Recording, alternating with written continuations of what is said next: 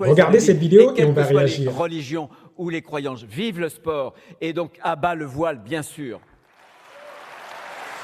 Et là, c'est le ministre de l'Intérieur français qui parle, le ministre qui est chargé de la liberté des citoyens et de la liberté du culte, qui s'attaque ouvertement à la religion musulmane et aux femmes musulmanes et croyantes. Et regardez cette autre vidéo. Non, je suis désolée, c'est autour de moi. Il y a des femmes qui se voient, et ça m'afflige. Non, mais Mais Léonore, c'est pas quelqu'un qui oui, mais les c'est pas un force. argument.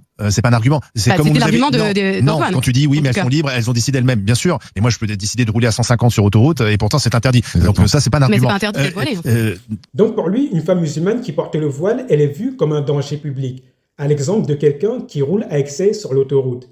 Et des vidéos comme ça, il y en a des centaines et des centaines de ministres et de personnalités publiques qui s'attaquent ouvertement au voile, aux croyantes et à la religion musulmane. Et maintenant, posez-vous une simple question.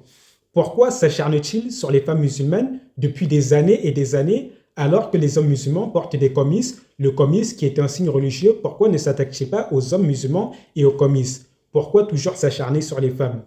De la même manière que les hommes musulmans, ils portent des shashiyas, la shashia qui est un signe religieux et les hommes musulmans le portent dans l'espace public. Pourquoi ne s'attaque-t-il pas à la shashia et aux hommes? Pourquoi il s'attaque qu'aux femmes musulmanes et aux voiles? De la même manière que les hommes musulmans, ils ont la barbe, pourquoi ils ne s'attaquent jamais aux hommes musulmans? Pourquoi toujours les femmes musulmanes, les femmes musulmanes, les femmes musulmanes?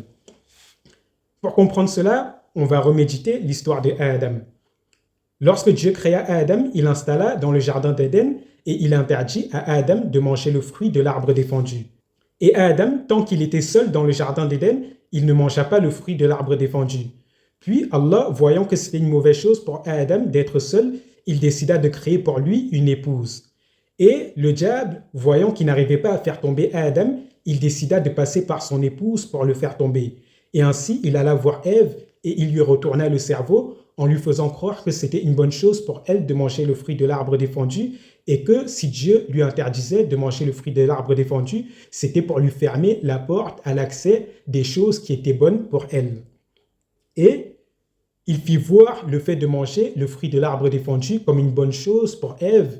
Et Ève, elle tomba dans le piège, elle mangea le fruit de l'arbre défendu et elle en partagea avec son mari. Son mari tomba ainsi avec elle. Ainsi, le diable, comme il n'arrivait pas à faire tomber Adam, il passa pour son épouse pour le faire tomber. Il fit tomber Ève et Ève fit tomber Adam avec elle. Et qu'est-ce que nous donne cette histoire comme leçon de morale? C'est que le diable, quand il veut faire s'écrouler un foyer, il s'attaque à la femme du foyer. Quand le diable voit qu'il n'arrive pas à faire tomber les hommes croyants, il s'attaque à leurs femmes en espérant que leurs femmes vont les faire tomber avec elles lorsqu'elles tomberont. Et c'est exactement ce que ces gens-là font. Ils font croire aux femmes musulmanes que le fait de porter le voile, c'est une atteinte à leur liberté, que le fait de porter le voile, c'est un signe de soumission à leur mari, et que le fait de porter le voile, c'est une mauvaise chose pour elles, et que si elles portent le voile, cela leur fermera la porte à beaucoup de bien et à beaucoup de bonheur. Et ainsi, leur ruse est de faire croire à la femme musulmane et à la femme croyante qui se voile que le fait de porter le voile, c'est une mauvaise chose pour elles. Car ils savent que si la femme croyante, elle se détache de sa religion, elle fera tomber son mari avec elle, elle fera s'écrouler son foyer avec elle. C'est ça le but final, de la même manière que le diable, lorsqu'il voulut faire tomber Adam, il fit tomber sa femme en premier. Cette histoire vous montre à quel point la femme croyante, elle est importante pour son foyer. Car même le diable, il sait que pour faire tomber un foyer, il faut s'attaquer à la femme croyante. Et vous qui êtes les femmes musulmanes et croyantes, ça vous montre à quel point vous êtes importante pour votre foyer, car même le diable, il sait que pour faire tomber votre foyer, c'est vous qu'il doit faire tomber en premier.